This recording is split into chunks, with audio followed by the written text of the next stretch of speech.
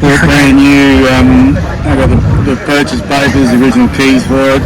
And it was bought brand new at GM Chevrolet Motors in Atlanta, Georgia, for $3,640.